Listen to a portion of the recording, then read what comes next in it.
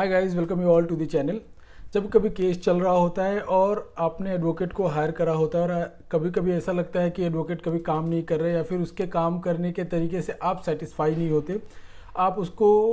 चाहते हैं कि मैं चेंज कर दूं, तो इसका क्या प्रोसेस है चेंज करने का, लीगली वे में कैसे आप चेंज कर सकते हैं सो दैट आपको कोई फ्यूचर में प्रॉब्लम नहीं हो। तो बेसिकली जो लॉयर और क्लाइंट का रिलेशन होता है वो म्यूचुअल ट्रस्ट का होता है, और म्यूचुअल ट्रस्ट का होने के बाद भी अगर कोई प्रॉब्लम होता है तो इसका इफेक्ट केस पे होता है, केस को नुकसान पहुंचता है। तो अगर आप अपने एडवोकेट को कभी बदलना चाहें बिकॉज आपको उसके वर्किंग स्टाइल ठीक नहीं लग रहा, आपको उसको काम करने का तरीका पसंद नहीं आ रहा, या फिर कोई भी सिचुएशन है ऐसा कि आप उसे चाहते हैं कि मैं चेंज कर दूं, तो ऐसी सिचुएशन में किन बातों का ध्यान रखना चाहिए, क्या क्या हमें स्टेप्स लेने चाहिए सो दैट हमारे केस को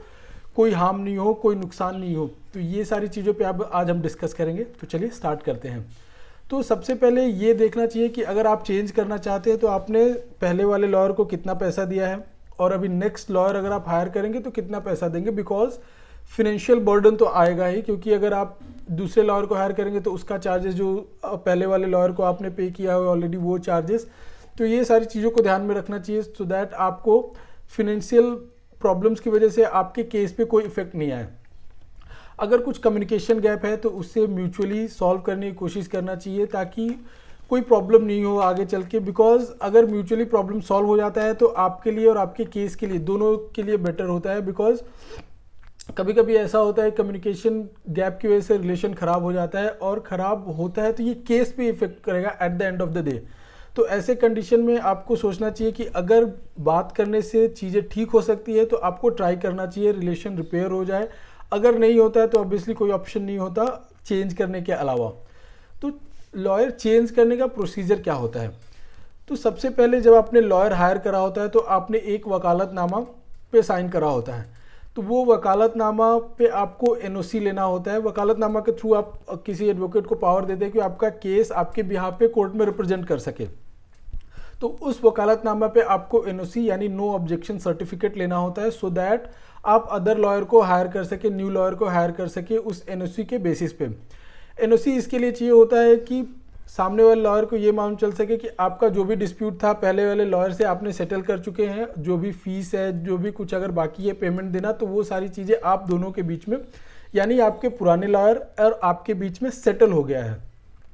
पहले वाला लॉयर अगर मना कर रहा है एनओसी देने से तो ऐसे में क्या करना चाहिए? तो अगर मना करता है तो आपको एक कोर्ट में एप्लीकेशन देना चाहिए जिसे बोलते हैं letter of termination of advocate slash attorney slash counsel. Court को रिक्वेस्ट करना पड़ेगा कि पुराने वाले लॉयर को मुझे चेंज करना है और वकालतनामा विड्रॉ करना है, नए लॉयर को अपॉइंट करना चाहता हूँ। तो ऐसे सिचुएशन में कोर्ट के पास पावर होता है सिविल प्रोसीजर कोड 1908 यानी सीपीसी 1908 के अंदर में ऑर्डर 3 के अंडर में कोर्ट के पास पावर होता है कि लॉयर किसी भी लॉयर को अगर आप चेंज करने के लिए कोई एप्लीकेशन दे रहे हो तो वो आपके एप्लीकेशन को एक्सेप्ट या रिजेक्ट कर सकता है। एक बार अगर कोर्ट ने एक्सेप्ट कर लिया तो आप नए लॉयर को अपॉइंट कर सकते हैं और आपका पुराना लॉयर उधर से विड्रॉ हो जाएगा। आपको फिर एनओसी की ज़रूरत नहीं है आपके पुराने वाले लॉयर से। तो जब आप लॉयर के पास जाते हैं, पुराने लॉयर के पास, कि मुझे एनओसी दे दो, और आपको ये लगता है कि अगर वो एनओसी नहीं देगा या फिर मेरा फाइल रोक देगा, अगर फाइल रोकने का आपको डर है तो आपको घबराने की बात नहीं है, आप एनओसी लेके उससे दूसरे फाइल के लिए अप्लाई कर सकते हैं कोर्ट में, जिसे सर्टिफाइड कॉपीज़ बोलते हैं। जो भी प्रोसेस, जो भी फाइलिंग हुआ रहता है वो सारा कोर्ट के पास उसका एक कॉपी होता है। तो जो सर्टिफाइड कॉपीज़ होता है सेम कॉपी का फोटो कॉपी करके कोर्ट उसे सर्टिफाइड करता है एज ट्रू कॉपी, तो वो उतना ही वैलिड होता है जितने आपके ओरिजिनल डॉक्यूमेंट्स। तो आज हम लोगों ने वीडियो में समझा कि कैसे अपने लॉयर को, अगर किसी केस में आपको लग रहा है कि आपका लॉयर काम नहीं कर रहा है तो आप चेंज कर सकते हैं